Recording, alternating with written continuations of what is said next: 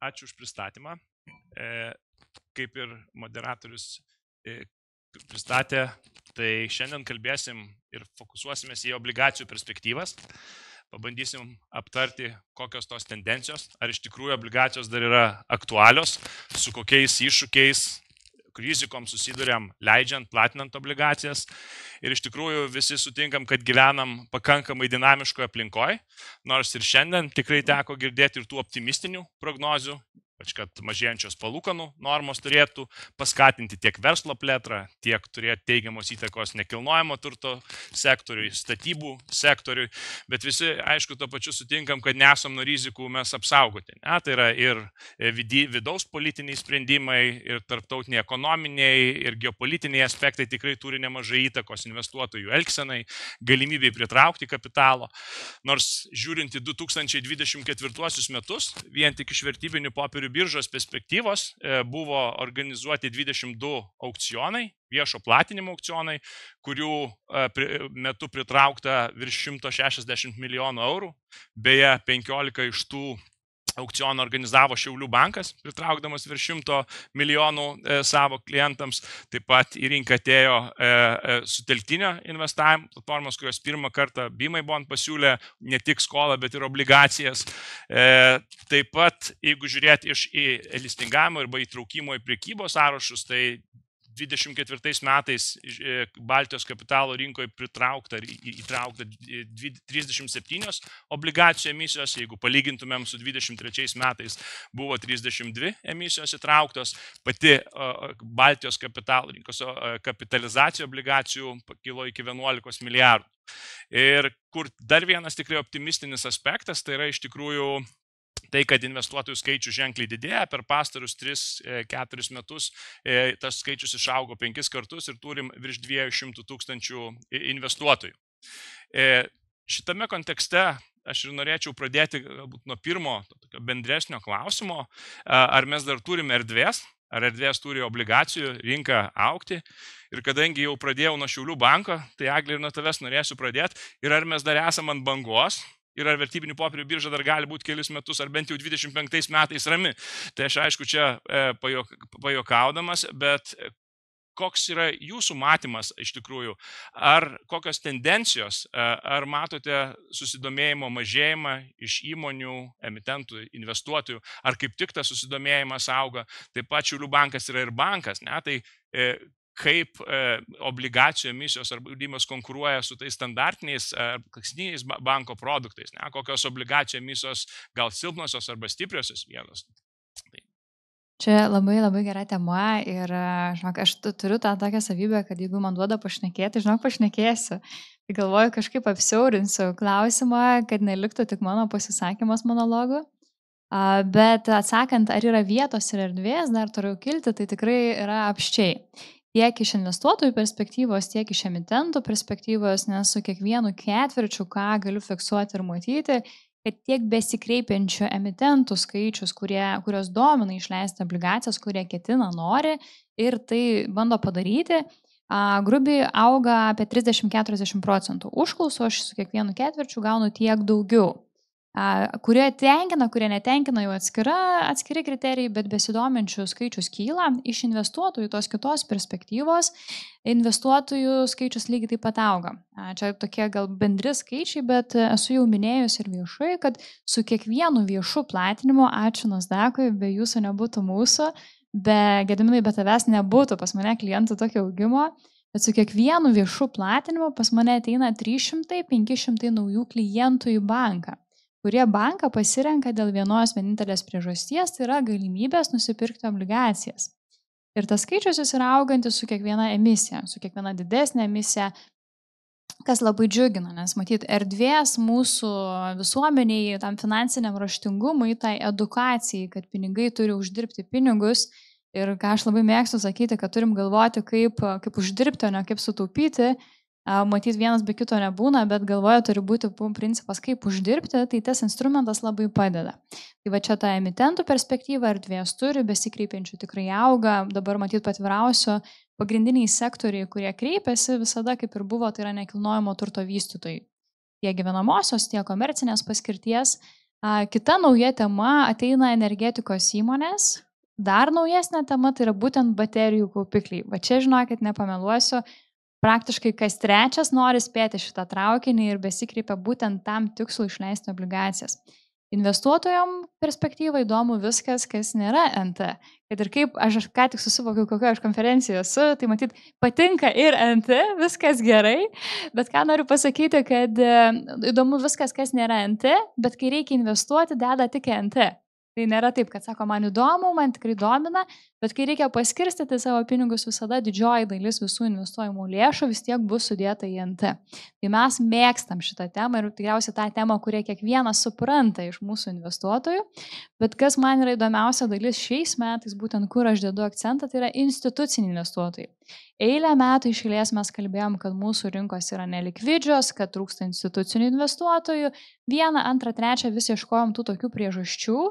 Ir pradėjome mes netgi pats kaip bankas labiau ieškoti galimybių, ne priežasčių, o galimybių, kaip pritraukti tą institucinį investuotoją.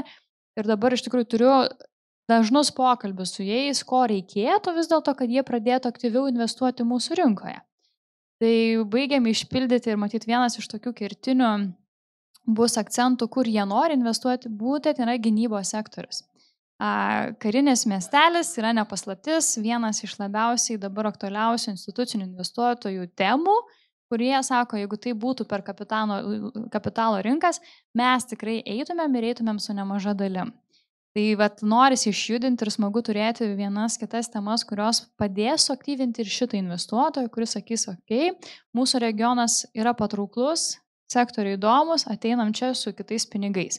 O štada atsiras ir likvidumas, atsiras ir apkalbėjom tas intensyvus investuotojas, kuris nori aktyviai dalyvauti, o jų skaičius, sakau, ir 1, ir 2, ir 3 vis dėlto auga, visuomenė turtingėja, investuotojas turtingėja, darosi labiau edukuotas, tai galimybių tiesiog daugėja. Ačiū. Tai matom, kad auga, paskui galėsim, matau, Julius greičiausiai komentarą turi. Ne, aš tiesiog gal net ne komentarą, netgi ir pradėjau, susidomėjau, klausydamas atsakymo apie obligacijas, reiškia, jūs čia visi šitos rinkos profesionalai kalbate apie obligacijas kaip instrumentą ir josgi gali būti naudojamas bet kuriam sektoriui finansuoti, kas man netgi nustebino atsakymę, kad vis tiek pagrindė tai yra NT sektorius. Tai reiškia, emitentai yra NT ir tada pats savo užsiduodu klausimą, tai kodėl, reiškia, emitentai leidžia tas obligacijas, o investuotojai investuoja į NT sektoriaus obligacijas. Tai nes galima į verslo, į projektą, štai kaupikliai, ne? Bet turbūt sunkiau suprasti be investuojančiami tas obligacijas, kas tas per daiktas, kas bus pabaigoje, o NT tai viskas aišku, turbūt užstatas yra tas raktinis žodis. Jo, pas mūsų obligacijos įmonių pradėjo vystytis nuo rizikingiausios dalies, kaip mes profesionalai vadinam high yieldai arba aukšto pajamingumo obligacijos lietuviškai pažodžiu išvertus. Tai į tą sektorių dažniausiai ateina tos įmonės, kuriems bankai neduoda dėl kažkokių priežasčių. Arba visai neduoda, arba neduoda tiek, kiek jie nori. Tai tuomet atsiranda investuotojų dalis, kurie sutinka finansuoti būtent tą dalį, kiek bankai nenori. Prisimdami to riziką. Prieštarausiu, nes čia nebūtinai, kad bankai nefinansuoja, bet tiesiog laikė galbūt pirmą ateina obligacijos, tada bankinis finansavimas. Nes matėm rinkoje labai daug pavyzdžių ir turbūt nebereikalo Julius sėdi šitoj diskusijai, kai iki tam tikros ribos yra finansuojama obligacijomis ir tada jau, kai yra surenkama, tarkim, užimtumo tam tikri kiekiai, tada jau įsijungia bankinis finansavimas. Tai nėra, kaip čia bankų nefinansuojami objektai, tik tai, kad laikė prasilenkia ir pirmiausia ateina alternatyvus finansavimas, o tada jau bankinis. Nefinansuojami banko tame etape. Taip. Turbūt. Aš irgi labai norėsiu paneigti šitą mitą, nes ir Gediminas pradėjo klausimą, kad ir bankas atstovauja, ir bankas atstovauja, ir kapitalo rinkas. Ir kai ateina mitentai, ypatingai investuotojai klausia šito klausimo, dėl to, kad bankas neduoda. Man tas, kaip pasako, neduoda, tai žinokit, matyt per daug garbonotos mintis, tai tiesiog ne apie tai, kad kiekviena stadija vystymo projektų turi savo dalyvių, savo partnerių, su kuo jiem geriau išeiti ir kapitalo rinkos jos duoda greičio. Mūsų sektorius labai populiarus tuo, kad mes darom daug ką greitai. palyginus su kitom šalim. Ir obligacijos jos duoda tą greitį, kai tu gali per grubiai mėnesį laiko nuo pradžios su geru projektu, su gerais užtikrinimo priemonėms, sustartuoti nuo dienos pirmo taško padėjimo kompiuteriai iki paskutinio taško, kai tavo pinigai yra sąskaitoj. Bankinis sektorius dažnai retai kada duos tokį greitį. Analizuos 3 mėnesius. Dar prieš prieinant prie sutelktinio investavimo platformos, dar Juliau norėčiau irgi jūsų paklausti, tai panašu, kad tai yra nebe alternatyva obligacijos vystant nekilnojamo turto projektus, o tai yra tiesiog priemonė, kuri privalo būti projekto vystymo etapu. Ir kartais kalbant su potencialiais emitentais, dažnai visgi dar tokių liaudiškų žodžių kaip į baubą žiūri, į viešas, ypatingai obligacijų emisijas.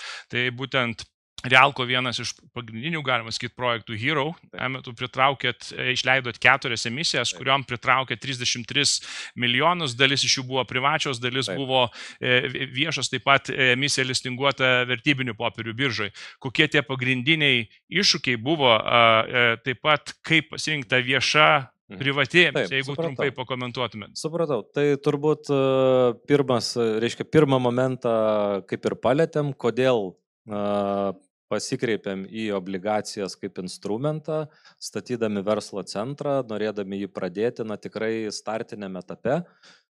Statybą aš vadinu startiniu etapu, kuri trunka mūsų atveju 3 metai, tai bankinis finansavimas tiesiog yra neįmanomas. Dėl to reikėjo atsigręžti į obligacijas ir iššūkiai, sakykime, pasiruošti tam, padaryti, tai tikrai visus padrasinčiau ir patikinčiau, nėra tai labai sudėtinga. Turint tokius patarėjus, profesionalus, yra teisiniai, kurie čia irgi kažkur tai jų logotipai figuruoja, yra leidimo profesionalai, tai tikrai sukonsultuoja ir kaip Eglė sakė, nuo minties iki rezultato per mėnesį gali turėti atitinkamą porciją pinigų savo tam tikram etapui finansuoti. Tai čia tikrai nėra sunku, ar kad būtų kažkokie dideli iššūkiai. Tada kalbant apie emisijas, vieša, nevieša, mūsų konkrečiu atveju, nes galiu kalbėti tik tai apie mūsų tą vienintelį konkretų atvejį, tai taip mes iš pradžių platinom pirmas 2 emisijas po 7,5-6 milijonai buvo tranšai, neviešos emisijos buvo, tačiau, kaip sakyt, jos greitai užsipildė visgi ne tokiais dideliais investuotojais, kaip tikėjomės. Ne po milijoną investuotojas įmetė, o tam tiketas buvo vidurkį, pasakysiu, 150 000. Tai yra gana greitai su šitom sumom mes pasiekėm tam tikrą reguliacinį limitą, kad ten tų investuotojų negali būti emisijoje daugiau nei 149. Tai pas mus, man atrodo, vienoje emisijoje atsirado 40, kitoj 38, tai suprant ir pasiskolinai tik iš 67 milijonų 13. Tai supranti, kad toliau taip nevažiuosi ir perėjom į viešą platinimą.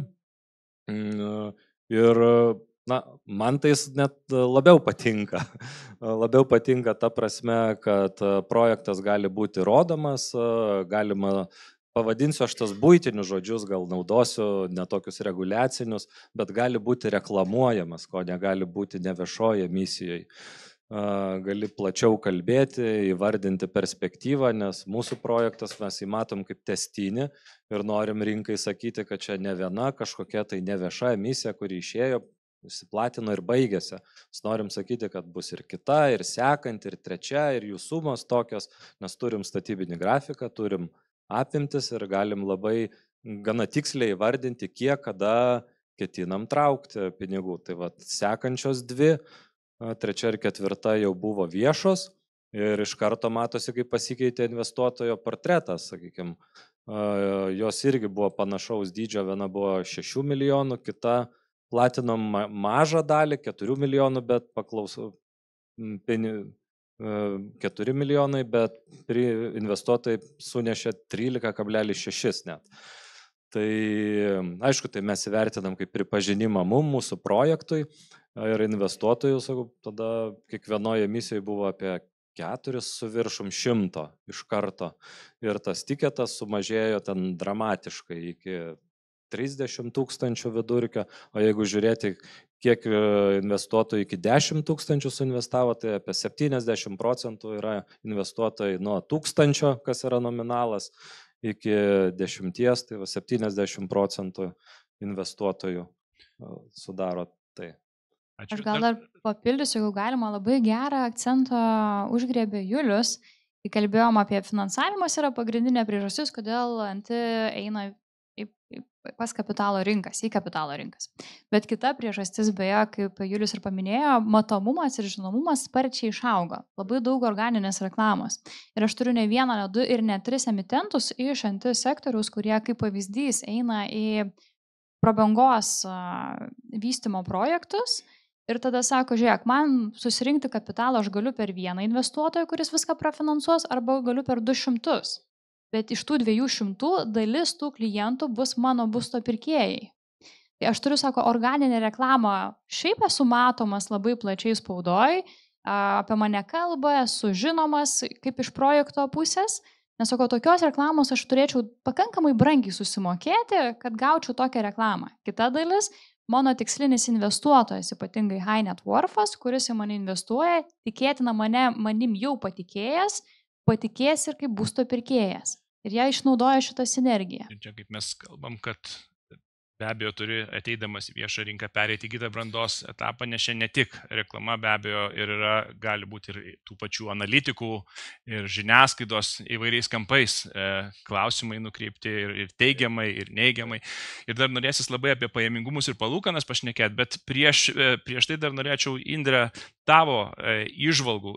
Tikrai Be My Bond platforma sutelktinio investavimo praėjo kelią ir daugam nepavyko, kas norėjo per sutelktinio investavimo platformos arba sutelktinio investavimo platformos pagrindų ne tik skolą siūlyti, bet ir obligacijas išleisti. Tai kaip tavo akimis ta obligacijų rinka keičiasi, žaidėjų perspektyvos, investuotojų profilio, taip pat su kokiais iššūkiais, teisiniais, infrastruktūriniais jūs susidūrėte ir kokios tos stipriosios galbūt sutelktinio investavimo kaip platformos savybės pasiūlant obligacijas. Tai būtų irgi labai įdomu išgirsti. Tai irgi greitis, nes sutelktinis finansavimas jisai duoda didžiulį greitį ir tai yra tas pirmumo principas, kai investuotojai jie tiesiog viską pasidaro online, nes turbūt Eglės vis tiek skyrius nemažai dirba to rankinio darbo. Mūsų platformų vis tiek investuotojai jie patys registruojasi, patys perka tos bondus, tai sakyčiau, didžiausias pranašumas tai yra greitis. Tai šiai dienai yra platformų turbūt 15 rinkoje, mes vieninteliai esam obligacijų platforma, tai tikrai nebuvo lengva tą padaryti. Tikrai praėjom didžiulius kelius su Gediminu ir esam labai dėkingi ir centriniam depozitoriumui, ne dėl to, kad tai tikrai buvo tam tikri ir kryžiaus keliai su Lietuvos banku, kad jie kaip aprūvintų tą, patvirtintų, kad galima tas obligacijas per sutelktinį finansavimą leisti. O pats investuotojų profilis, ar tai matot skirtumą kažkokį tai tarp tos klasikinės, tradicinės obligacijų leidimų ir jūsų? Tai tipinis mūsų investuotojas, sakyčiau, yra 41 metų vyras, neturintas patirties, Vilnietis, kuris investuoja apie 15 000 eurų per metus. Tokio tipo. Tai Eglė gal su savo gali palyginti baze, kokie yra, bet mūsų tokio tipo. Aš galiu pasidalinti baze iš banko perspektyvos. Tai pagrindinis investuotojas, investuojantis į obligacijas, jeigu žiūrėsim tik obligacijų rinką, tai yra tarp 35 ir 45 metų. Ką Indrė akcentavo, dažniausiai tai yra vyriškos lyties atstovas, bet noriu pamotyvuoti, kad labai sparčiai kyla investuojančių moterų skaičius. Per metus jis yra patrigubėjęs. Tai labai sparčiai kyla, dar nepasiekė to lygio, ką investuoja vyrai, bet čia yra kitokie socialiniai aspektai, kodėl taip yra, bet labai sparčiai auga. Dažnu atveju jis investuoja būtent į nekilnojamą turtą. Grubiai 70% visų tų investuojančių šitam segmente turi vieną arba kelias investicijas nekilnojamam turte per obligacijų formatą. Ir ko siekia iš miesto perspektyvos, tai taip kaip ir minėjo, tai yra Vilniaus, Kauno ir labai maža dalim Klaipėdos gyventojai. Mano imtis šiek tiek yra išskirtinė, nes Šiaulių bankas turi tą labai platų skyrių tinklą per visą Lietuvą. Tai mūsų klientai yra pasibarsti iš tikrųjų po visus miestus ir jų yra visur. Bet masė, koncentracija tai yra vis dėlto Vilnius, Kaunas. Aš dar Kauno nenurašyčiau, žinokit, ten tiek turtingų žmonių, atsiprašau, kad taip sakau, bet gerai žmonės ten gyvena. Tai turi masę investuotojų ir iš ten. Na, mūsų segmentas yra ženkliai senesnis, kadangi mūsų 60 plus klientų vidutinis amžius ir investicija prasideda nuo 125. Ir tokių mažų investicijų praktiškai yra mažuma, kas daro. Tai dėl to pas mus daugiau yra privačios emisijos, kurios išsiplatinam iki to 149 būtent dalyvių. Tai tas investuotojų segmentas skiriasi skirtingose institucijose. O dabar vėlgi žiūrint iš investicinės turto valdymo perspektyvos, ar verta, kokia strategija yra geresnė, ar tiesiai investuoti į obligacijas, ar geriau rinktis visgi fondą? Na, tai čia kaip jūsų matymas būtų? Čia kiekvieno investuotojo rizikos prisiėmimo laipsnis.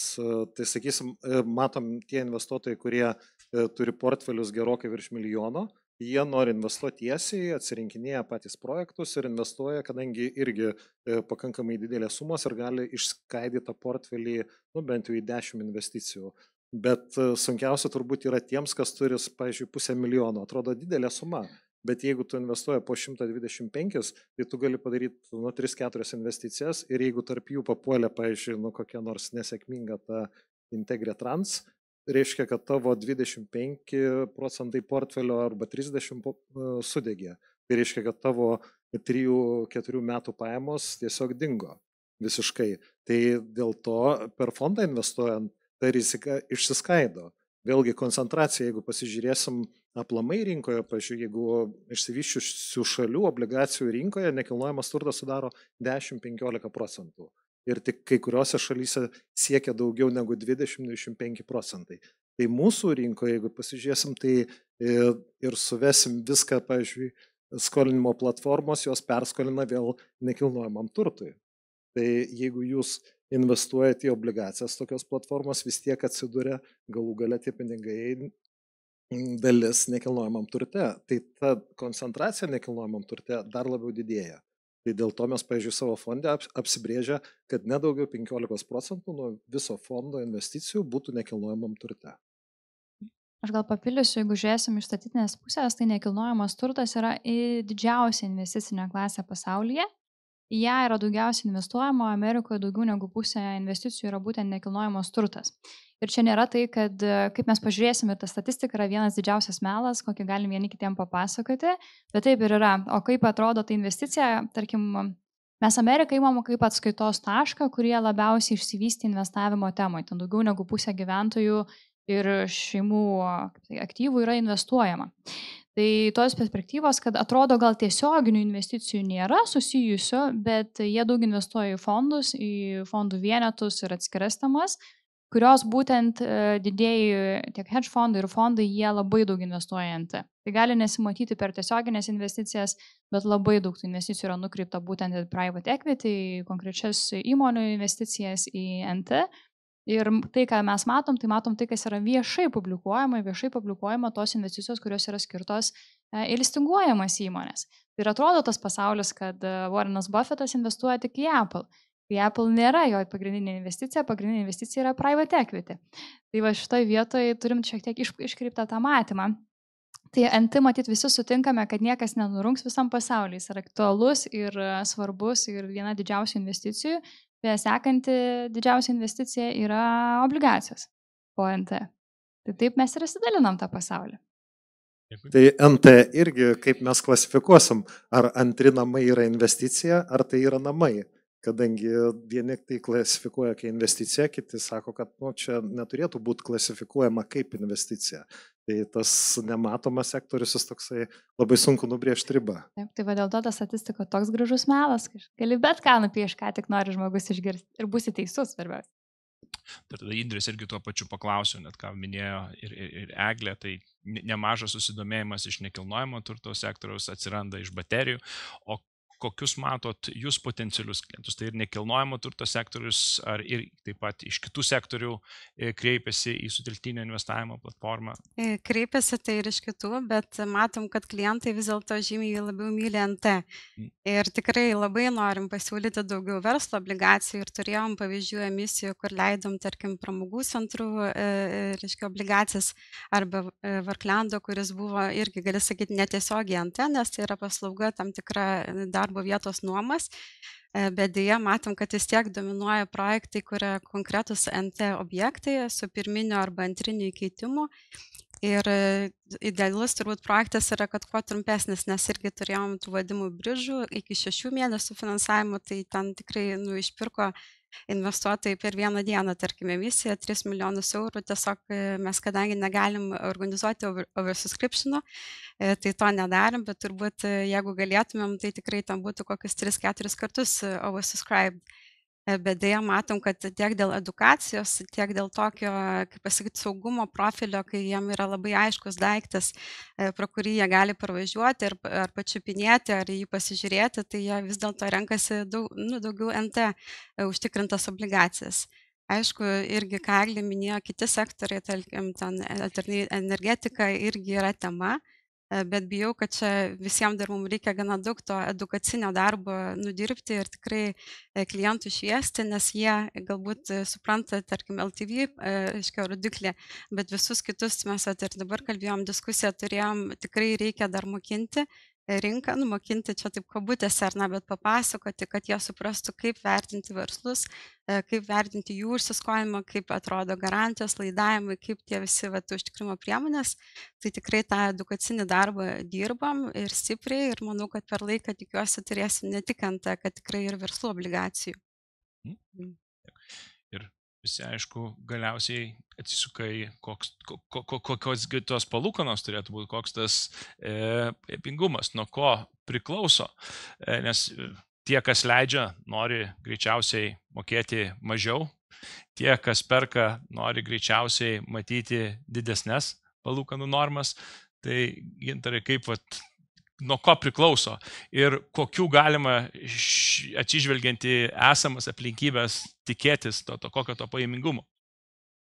Tai, kaip ir sakė teisingai, investuotojai nori kuo daugiau. Mūsų investuotojai sako, jeigu 10, tai tada čia ir ta analizė pasidaro labai paprasta. Jeigu mažiau negu 10, reikia žiūrėti. Tai čia toksai atskirties taškas. Viskas yra sąlygina, pradedant nuo kokios yra aplamai palūkanų lygis nuo centrinių bankų ir dabar tendencija, kad mažėja centrinių bankų palūkanos, automatiškai mažėja ir skolinimosi kaštai įmonėms, kadangi rizikos marža, jinai nors ir išlieka plius minus panaši, bet bazinės palūkanos mažėja ir jeigu žiūrėsim nuo praeitų metų pradžios, jos sumažėja daugiau negu 1% jau. Tai tas jaučiasi rinkoje, bet investuotojų noras, jisai išlieka uždirbti daugiau, tai kai kurie investuotojai keičia tiesiog rizikos profilį. Jie ima labiau rizikingus produktus, prisimdami daugiau rizikos. O nustatant maržą, tai išsivysčiusiose rinkose pakankamai paprasta, kadangi obligacijos kasdieną prekiaujasi ir tu panašių įmonių gali pasižiūrėti obligacijos, kokią kainą šiuo metu prekiaujasi ir gali įsivertinti lygį. Pas mus, kadangi tie projektai yra, kiekvienas turi savų niuansų, reikia labai žiūrėti individualiai. Tai, ką matom rinkoje, dabar judam link 8 geriems projektams ir geriems vardams. Jeigu yra klaustukų, tada judam aukštyn link 10. Tai nežinau, kas pirmieji pramuš ten tose užtikrintai 8 žemyn. Ko gero dabar jau pramušė. Jau praeitais metais Invalda, turbūt Invalas buvo tie, kurie už 7% ar ne platinosi, bet čia irgi reputacija, vardas, akcininkai, čia labai daug dedamųjų ir kur manau, kad mes irgi jau metų vidury matysim daugiau tų emisijų, kad žemiau 8. Bet aš gal ką paminėčiau, kad vis dėlto yra tam tikra rizikos premija mūsų regione. Negalima taip tiesiog lyginti turbūt su kitais produktais, ką jūs minėjot, nes vis tiek mes esam padidintos rizikos zonai būtent dėl geopolitikos. Ir tikrai mes tą jaučiam, kad yra tas pasirinkimas, kad vis tiek kapitalas yra globalus. investuotojai gali nueiti ten per Revolutą dabar bondų nusipirkti ar ne per kitur.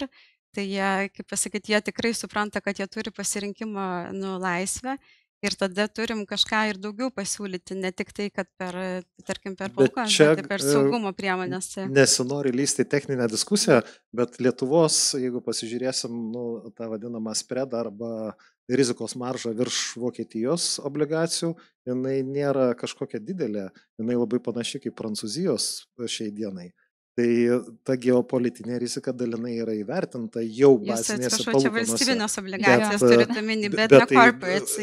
Politinė rizika yra valstybės lygių, ne konkretaus projekto. Aš gal užbaigsiu diskusiją, va taip pasakydama, kad mūsų corporate spreadas tai yra labiau žiūrima, kiek virš mūsų valstybės yra premijos reikalavimo dėl rizikos ir net pritarsiu Indrei, kad yra rizika mūsų corporate yra daug didesnė, tai yra tarp 5-600 bazinių punktų. Ką tai reiškia, tai yra 5-6% virš skolos kaštų. Jeigu Lietuva skolinasi už 3%, indikacija gerų stiprių įmonių, kad bus apie 8%. Plius minus 1%, kaip išreklamuosi ir koks tavo užstatas. Invalda pramušė praeitais metais ir išsiplatino už 7, niekas kol kas to rekordo nesumušė ir tai yra labai stipri indikacija, bet žiūrėkim ne tik, kad geras vardas, koks buvo užstatas. Užstatas buvo Šiaulių banko akcijos 100%, ką tai reiškia Šiaulių banko, sakyt, už kiek platinasi Šiaulių bankas, tai yra tarp 4-5% pajamingumo, ne? Už 4-5% pajamingumo. Tai mes taip ir lyginam, kad Invalda ir negalėjo kainuoti daugiau. Kodėl? Todėl, kad jų užstato vertė yra stipresnė ir vertė yra didesnė. Bet kai žiūrime iš corporato, kad yra grubiai indikacija 5-6%. Ir tas lygis kažkur jisai nenueina. Kas diktuoja šitą lygį? Instituciniai žaidėjai, kurie turi pasirinkimą, kas ir buvo paminėta, ne tik investuoti pas mus, jie turi pasirinkimą investuoti visam pasaulyje ir jie turi turėti motivaciją, kodėl vis dėlto investuoti pas mus. Kas šiaip beje labai liūdina mane iš institucinių investuotojų perspektyvos, kad grubiai net ir mūsų pensijų fondai, kurie veikia mūsų aplinkoje, 90% visų savo aktyvų surinktų investuoja į užsienį. Į vietą jie investuoja labai mažą dalį arba iš vis neinvestuoja. Čia greičiausiai ne tik Lietuvos ar Baltijos šalių problema, bet ir visos ES problema, apie ką kalbame ne vienam tyrime nuo Dragio ir Lete, Oliver Wyman, kad daugelis investicijas nukreipia už ES ribų, net tie patys vokiečiai didžiąją dalį investuoja JAV, o ne Vokietijoje. Tai dėl to čia yra, ką ir Indrė paminėjo, labai svarbus aspektas ir finansinis raštingumas ir taip, kaip mes formuojam taisyklės, kažkokių ilgalaikių priemonių sukūrimas tam, kad paskatint žmonės investuoti. Ir aišku, kitas aspektas, ką mes girdim, kad Lietuvoje mažai žmonės linkę skolintis, greičiausiai išmokė skaudžias pamokas 2008 metų. Ir tada klausimas vėlgi, kad jaučiam tikrai, kad obligacijos tikrai dar yra ant bangos ir ką, ir Julius minėjo, ir kartais tiesiog ne tik, kad ant bangos, bet tu privalai įtraukti obligacijas, nes kitų atveju nebus kaip finansuoti projektus, nes arba jau pasiektas banko limitas yra, arba dar bankas tiesiog negali pradėti finansuoti tam tikrų projektų. Tai, aišku, labai svarbus aspektas, kaip užtikrinti tą obligacijų emisijų kokybę, nes tikrai išsproginėja, šaudo 2-3 emisijos ir ypač smulkieji investuotojai yra jautriau linkę reaguoti, nors visi mes suprantam, kad be abejo tu savo investicijas turi diversifikuoti. Ta diversifikavimas tau visą laiką padeda išvengti tų pagrindinių rizikų. Tai kokia, tai labai įdomu išgirsti, kokie tie pagrindiniai kriterijai, kaip yra atrenkamos potencialios įmonės arba emitentai, tiek žiūrint per tą klasikinę perspektyvą, tiek iš sutelktinio investavimo platformos. Kas tai yra ideali emisija, kuri galėtų galbūt apsaugoti, arba kokios tos pagrindinės rizikos yra. Tai Eglė, paskui Indrė. Galiu pradėti, žiūrint, kaip atrenkama. Pas mus yra procesas, vadinasi obligacijų platinimo komisija, kuris susidaro iš daug narių, tarp jų ir kredito rizikos specialistai, teisės, atitikties ir ką tik bankas gali sugalvoti iš tų mandrų savo pavadinimu. Bet esmė, kaip mes žiūrim ir vertinam emitentus, kad emitentas būtų mokus ir turėtų planą, kaip jisai refinansuos arba grąžins skolą. Ir čia, vat, ką su Julium kalbėjom, pirminis klausimas būna, kaip tu gražinsi tos pinigus. Va čia yra 50 milijonų po 3 metų. Iš kur tu gausi 50 milijonų? Mūsų tikslas yra įvertinti, kokia tikimybė, kad įmonė galės refinansuoti bankinę paskolą, galės refinansuoti obligacijomis, ar galės pati išpirkti ir kaip atrodo tas rautas. Tai visą šitą mes vertinam, vienas dalykas, bet kokį akcentą aš labai noriu uždėti ir labai dažnai tą sakau ir pasikartosiu dar kartelį, kad obligacijos ir kapitalo rinkos nėra bankinė skola. Ir dėl to jos ir grąža turi stipriai didesnį ir tai nėra indėlis. Su ta didelė grąža ateina ir didelė rizika. Ir kad verslai turi turėti galimybę skolintis ant savo kovenantų, tai yra laikydamėsi susitarimų su investuotojais, kokiame pelningume, kokių pinigų srautų kiekiai jie operuos ir kokiuose įsipareigojimuose jie operuos, neturėdami nekilnojamo turto užstato. Ir tada atitinkamai yra vertinama ir kita rizikos premija. Jeigu mes reikalavome iš įmonės, kuri leidžiasi obligacijas, kad jie atneštų pilno, ir čia tas pats ir su NT vystytojais, kad jeigu reikalavom, kad atneštų viso pilno 100% įkeitimą turto žemės ir dar kovenantų pridedam, atitinkamai sutikim, kad ir grąža turėtų būti stipriai mažesnė, nes rizika mūsų yra stipriai mažesnė. Mūsų investuotojas traktuoja, kad nepriklausomai, ar tai yra pilno įkeitimo obligacijos, ar tai yra neužtikrintos obligacijos, noriu 10% ir viskas. O kodėl? Nežinau, nes noriu. Jaučiu, kad noriu, čia kur šnekėjau. Tai aš irgi daug žinokit, ką jaučiu, bet yra rizikos ir yra galimybės ir tos grąžos. Tai būtent tie akcentai yra dėliojami ir darome tą edukaciją, kad pagal ką tu vertini, kas tau aktualu.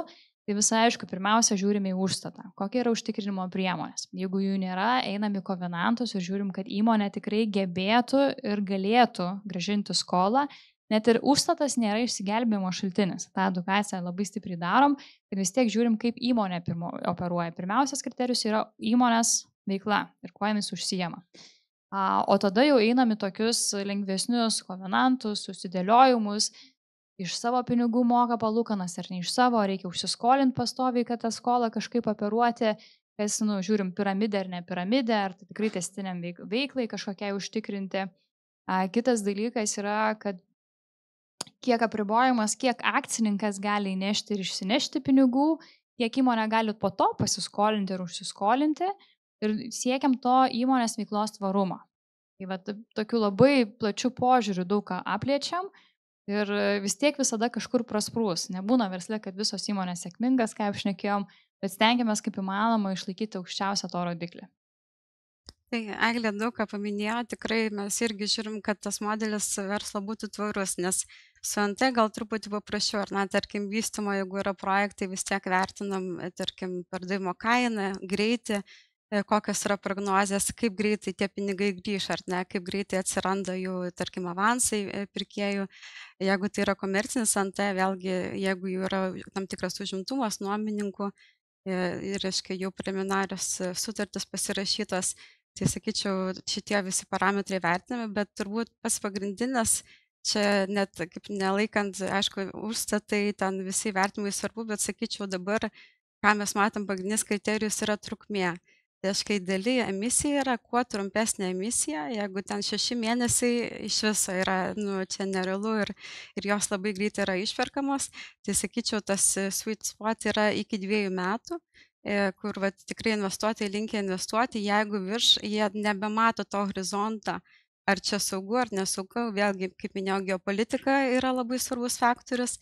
Tai sakyčiau, prie tų visų dalykų, ką Eglė paminėjo, kuo trumpesnė emisija, tuo atrodo klientui patraukliau, turiu omeny investuotojai. Aišku, emitentui tai nėra patrauklu, nes jisai pradeda susidurti su refinansavimo rizika, nes mes irgi tą turim tokį pasakymą, kai emitentai sėdi ant adatos, nes jie turi nuolatos refinansuoti. Šiaulių bankas beje turi tokių emisijų irgi. Tai iš tikrųjų žiūrim, kad tai būtų tvaru, kad jeigu dabar išimtų, pavyzdžiui, iš tos įmonės visiškai srauto tą, reiškia, emisijos dalį, kiek jinai yra pasiskolinusi, ar jinai gali tikrai pagrąžinti, ar akcininkai gali įdėti lėšų, nes tai irgi yra tokių emisijų, kurios galbūt neturės defaultų, bet jos turi didelę refinansavimo riziką. Pridėsiu dar tokį labiau edukacijai. kad jeigu iš tų įmonių, kurios yra pasiskolinusios bankiniai paskoloj, rytoj ateitum ir pasakytum gražink visą paskolą, didžioji dalis jų nesugebėtų jos gražinti. Tai finansavimas ir užsisvėrimas yra struktūros dalis. Ir kai mes kalbam apie tą, ko skiriamės mes nuo Amerikos, kodėl Europos efektyvumas kapitalo yra toks žemas palyginus su Amerika ir kitom šalim. Ir kitoje salėje kalbėjo, kad ten vyriausybės, tvarkos, įstatymai, bet pagal tyrimus atliktus pagrindinė priežastis, kodėl mūsų efektyvumas yra toks mažas palyginus su Amerika, tai yra būtent kapitalo rinkos. Mes visiškai neišnaudojam tinkamai kapitalo rinkų, mes neužsisveriam, vadinasi, neužsiskolinam ir labai sistemingai stengiamės daryti viską tik iš savo lėšų.